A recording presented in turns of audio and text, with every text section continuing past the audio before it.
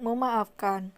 Suasana di dalam butik ini dipenuhi isak tangis yang berasal dari mulut Lepi, Madame Yo, Cira, dan juga Clarissa. Sementara Elia, gadis itu nampak membisu di pelukan suaminya. Elia benar-benar tidak menyangka kalau kenyataan ini akan terasa jauh lebih menyakitkan lagi dari apa yang sudah dia bayangkan. Sakit karena ternyata wanita tua ini juga mengalami nasib hidup yang begitu tragis, dan lagi-lagi ketragisan itu sendiri dipicu akan perebutan harta. Sayang, kau baik-baik saja, bisik Gabrieli yang juga sangat kaget mendengar kisah hidup Nyonya Wu. Tidakkah aku tidak baik-baik saja? Jantungku seperti ingin meledak, dadaku juga sangat sakit. Bagaimana ini, Kak? Aku ingin mati rasanya, jawab Elia dengan suara gemetar. Clarissa menyeka air matanya, dia lalu berdiri, mencoba mendekati cucunya yang tadi sempat menolaknya. Elia, apa Grandma boleh memelukmu sebentar saja ya? Grandma sangat merindukan mamamu, tapi sekarang Grandma sudah tidak bisa lagi bertemu dengannya. Boleh ya sayang, 1 menit saja? Elia kaku, dia masih belum siap untuk membuka hati. Lepi yang melihat kecanggungan itu segera datang mendekat. Dengan lembut dia memberi pengertian pada teman kecilnya yang masih shock dengan kenyataan yang baru saja dia dengar. Elia, aku tahu kau masih sangat kecewa dengan semua ini, tapi Grandmamu tidak salah, beliau juga dipaksa oleh keadaan. Jangan marah lagi padanya ya. Beri dia kesempatan untuk memperbaiki semua ini. Kasihan Grandmamu Elia, beliau sudah sangat tersiksa dengan perpisahan ini ya. Air mata Elia akhirnya meleleh. Ingin sekali dia berbalik kemudian memeluk neneknya, tapi masih ada bagian dalam dirinya yang berontak marah. Elia kecewa kenapa dulu neneknya tidak menunggu sedikit lebih lama demi mempertemukan ibunya dengan kakek Karim. Seandainya saja ibunya tidak ditinggal begitu saja, ibunya pasti tidak akan mati disia-siakan oleh kakek Karim. Ibunya pasti masih hidup sampai sekarang. Elia, berdamailah dengan masa lalumu. Bukankah tujuan kita datang berlibur kemari untuk membuka lembaran hidup yang baru? Tidak apa-apa kalau kau masih sakit hati, tapi setidaknya berilah sedikit maaf pada grandmamu. Kasihan beliau Elia, dia sama menderitanya sepertimu.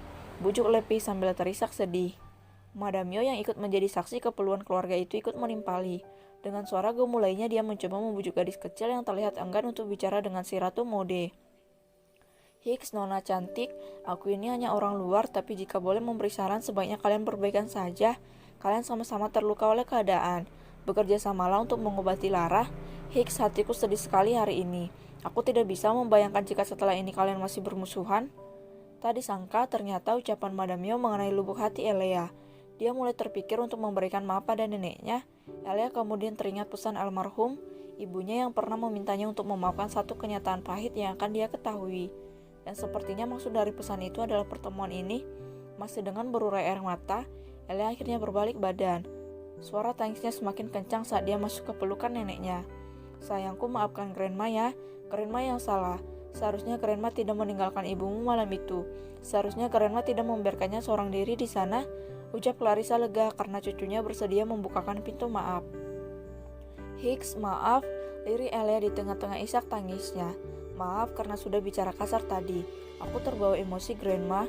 Aku tidak tahu kalau alasan ibuku dibuang adalah untuk menyelamatkan hidupnya.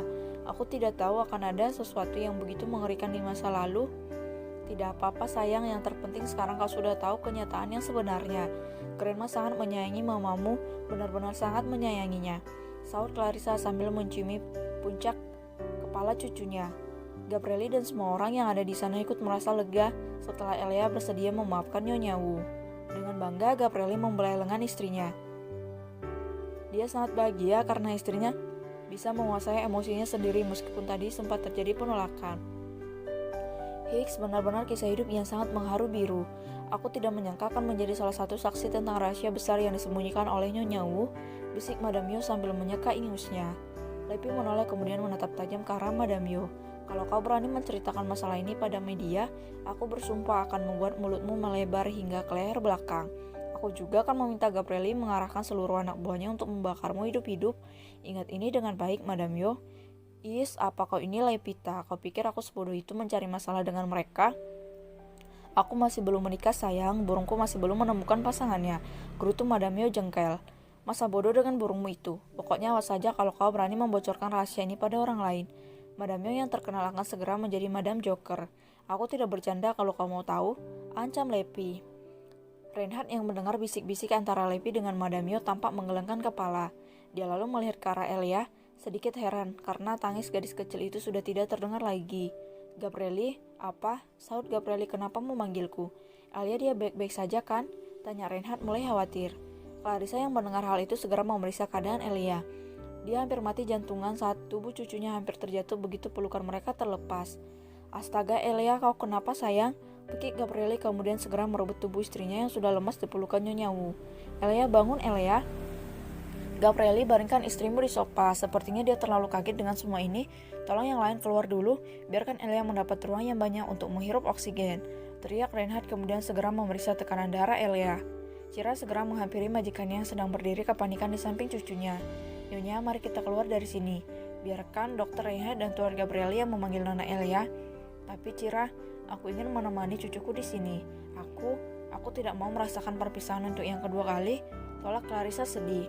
Saya tahu Nyonya, tapi keadaan Nyonya Wu, tolong keluarlah. Istriku sedang tidak sadarkan diri. Tolong jangan memperburuk keadaan. Sentak Gabrieli mulai emosi. Lepi, tolong bawa Nyonya Wu pergi dari sini. Kalian semua tunggulah di luar sekarang. Tanpa mempedulikan penolakan dari Nyonya Wu, dengan cepat Lepi segera menarik keluar dari ruangan tersebut. Dia cukup takut mendengar bentakan Gabrieli barusan. Nona, tolong lepaskan tanganku. Aku ingin masuk menemani cucuku di dalam. Kesal Clarissa sambil terus berontak. Diam dan menurutlah Nyonya Wu, kau tidak dengar betapa mengerikan suara suami Elia saat mengusir kita tadi? Jangan macam-macam Nyonya Wu, Gabrieli bisa menelanmu kalau kau tidak mau mendengar ucapannya. Apalagi itu menyangkut Elia, dia bisa berubah menjadi monster yang sangat menyeramkan. Saud Lepi menakut-nakuti si Ratu Mode. Clarissa langsung diam, bukan karena takut, tetapi karena takjub akan kepedulian pria yang menjadi suami cucunya. Setelah sampai di luar ruangan, Clarissa mengintip dari balik jendela kaca. Rasanya dia ingin sekali menerobos masuk untuk mendekap cucunya yang sedang pingsan. Sandra, putrimu cantik sekali, nak. Sementara di dalam ruangan, Gabrieli yang frustasi terus meremas rambutnya sendiri. Dia sangat khawatir terjadi hal buruk pada istrinya. Bagaimana, Rain? Elia tidak kenapa-napa kan? Tenanglah, istrimu baik-baik saja. Dia hanya merasa sedikit tertekan yang menyebabkan jantungnya berdetak lebih cepat dari biasanya. Jawab Reinhard setelah selesai memeriksa. Sungguh tidak ada hal lain yang membahayakan nyawanya, serangan jantung mungkin, ucap Gabrieli memastikan. Reinhard tergelak. Yang benar saja kau Gabrieli. Aku mengatakan jantungnya berdetak lebih cepat bukan berarti Elia terkena serangan jantung. Astaga, kau ini bodoh sekali sih. Jangan menghinaku. Aku hanya sedang mengkhawatirkan kondisi istriku, Rein. Iya, aku tahu, tapi sepertinya itu juga Gabrieli. Ya Tuhan, keluh Reinhard, tak habis pikir. Gabrieli tak peduli, dia kemudian menggenggam tangan istrinya yang begitu dingin. Dengan penuh sayang, Gabrieli menciumi jarinya satu persatu, memanjatkan rasa syukur dalam hati karena Elianya baik-baik saja. Istirahatlah dulu sayang, aku tahu hati dan perasaanmu sudah sangat lelah. Tidurlah, aku akan menjagamu di sini, aku tidak akan pergi kemanapun. Cintaku.